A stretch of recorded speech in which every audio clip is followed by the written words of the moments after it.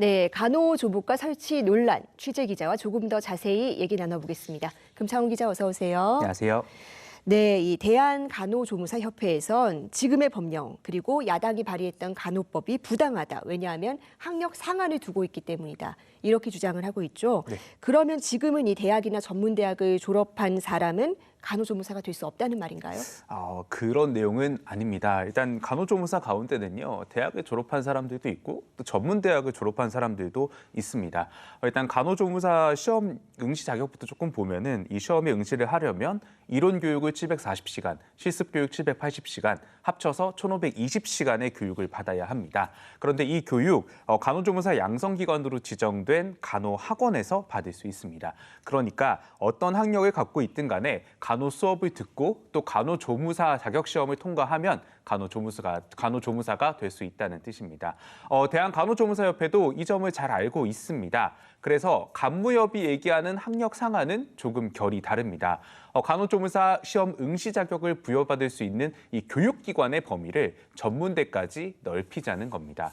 그래서 이들이 문제 삼고 있는 조항도 의료법 제80조 제1항 1호입니다.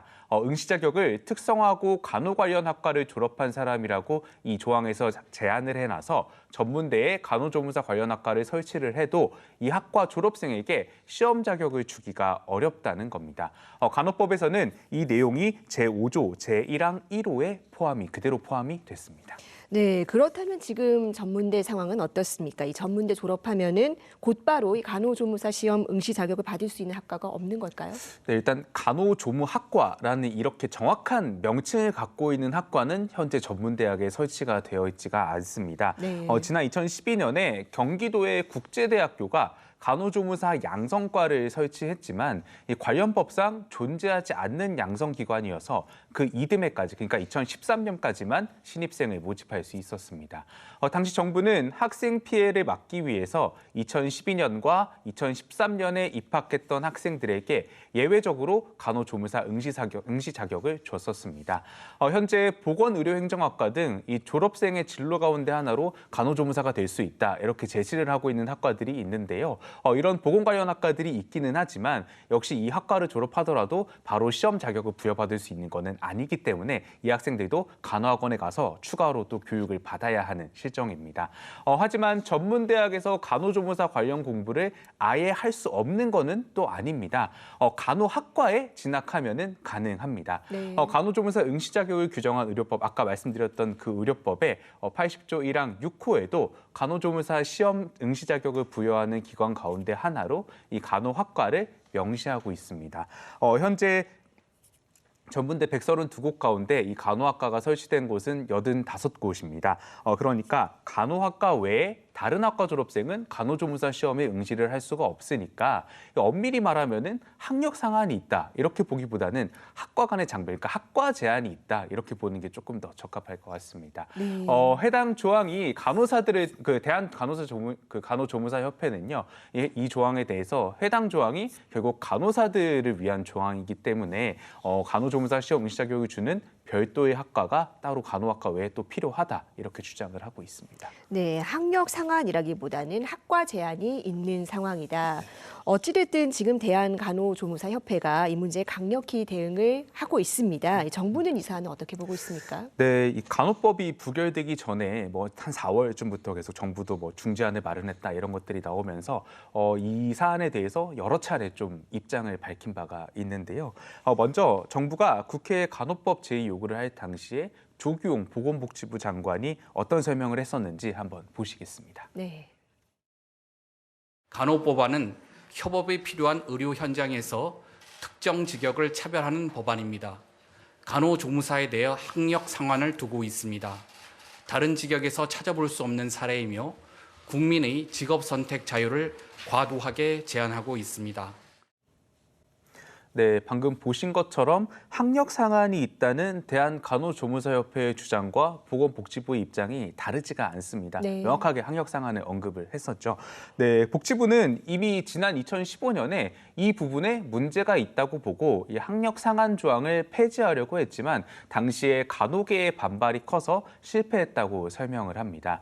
또 앞서 말씀드린 국제대에서 이 간호조무과 설치와 관련된 문제가 불거졌을 당시에 정부에서 규제개혁위원회 회의가 한번 열렸었는데요. 네. 이때 심의를 할 때도 응시 자격에 합당한 교육을 이수하는 기준, 그러니까 시험 자격의 어떤 기준을 설정을 하면서 이 학력의 하한을 설정을 하는 게 아니라 상한을 제한을 하는 거는 불합리하다라는 내용이 회의록에 포함이 되기도 했었습니다. 네. 다만 교육부의 입장은 조금 미묘합니다. 일단 지난 4월에 이 중재안에 대해서 얘기가 나올 때 교육부는 지금처럼 직업계고와 간호학원에서 간호조무사를 양성하는 게 바람직하다는 의견을 여당에 제출했던 것으로 알려졌습니다. 전문대에 간호조무과가 설치가 되면 학력 과잉과 직종 내에서 또 고졸이냐 전문대졸이냐 이렇게 학력에 따른 차별이 생길 수 있다고 우려한 겁니다. 하지만 관련 보도가 이어지자 교육부는 간호법 중재안을 존중한다면서 이 중재안 추진 과정에서 학생들에게 차별이나 불이익이 없도록 노력하겠다는 설명 자료를 냈습니다. 예, 상당히 첨예한 이해관계가 얽혀있고 장단점도 워낙에 뚜렷한 사안인데 지금 야당이 후속 입법을 준비한다고 했고 정부도 제2요구를 하면서 제도 개선을 언급을 했습니다. 만약에 이 전문대 간호조무과를 설치할 수 있는 근거가 마련되면 어떨까요? 이 전문대들이 적극적으로 설치를 할까요? 사실 이제 간호계열을 포함한 이런 메디컬 쪽들의 계열들은 좀 취업률이 좋다고 많이 네, 알려져 그렇죠. 있어서 예. 이 취업률이 좋은 만큼 아무래도 전문대 가운데서도 이렇게 좀 설치를 해볼까 나서는 학교들이 충분히 있을 수 있다고 보고 있습니다. 네. 하지만 이미 간호학과가 설치가 돼 있는 전문대라면은 사실 간호조무과를 추가로 또 설치할 요인이 다른 학교에 비해서는 조금 덜할 수가 있습니다. 현재 전체 전문대의 65%인 85곳이 이 간호학과를 보유하고 있는 전문대가 있고요. 네. 실제로 또 지난 2012년에 아까 말씀드렸던 그 국제대에서 간호조무과 설치를 할 때 관여했던 관련자한테 조금 한번 얘기를 들어봤었는데 당시 간호학과를 설치할 여건이 되지 않아서 간호조무과 설치를 추진을 했다 이렇게 설명을 했습니다. 게다가 전문대 간호학과의 반발도 예상이 됩니다. 앞서 85개 전문대 간호학과가 모여서 만든 이 한국전문대학교 간호학장협의회는 이 직업계고 또 간호학원과 함께 전문대 간호조무과 설치 반대 기자회견을 열기도 했습니다.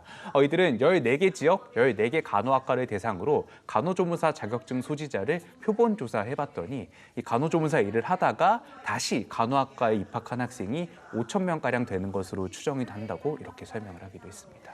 네, 굉장히 복잡한 사안입니다. 지금은 수면 위로 드러난 논의가 아직 없는데 이 추후에 간호법이 다시 쟁점이 될 때 어찌됐든 우리 학생들이 피해를 입지 않는 방향으로 논의가 전개되기를 바라겠습니다. 오늘 말씀 잘 들었습니다.